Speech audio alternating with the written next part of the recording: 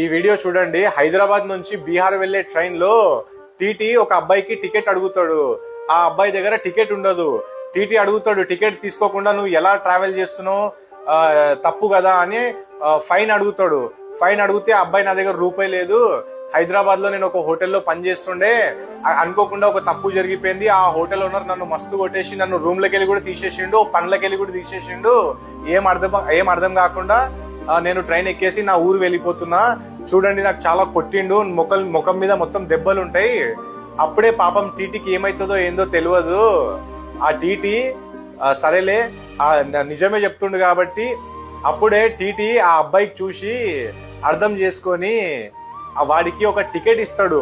Ticket ఇచ్చి నీకు ఇక్కడ ఒక సీట్ ఇస్తాను, పోయి నువ్వు మంచిగా కూర్చో, మంచిగా జాగ్రత్త వెళ్ళు, తిన్నావా లేదా అని అడిగి మంచిగా ఆయనకి ఒక ఫుడ్ ఇచ్చి నీళ్ళ బాటిల్ ఇచ్చి నువ్వు జాగ్రత్త వెళ్ళు, నువ్వు ఎలాంటి టెన్షన్ తీసుకోకు అని చెప్పిన తర్వాత అక్కడ బీహార్ లో దిగంగానే ఇంటికి ఎలా వెళ్తావు అంటే అబ్బాయి అంటే నడుచుకొని వెళ్తా అనగానే అలా వద్దు అని జేబులోకి వెళ్ళి పైసలు తీసి ఆ అబ్బాయికి ఇస్తాడు టీటీ.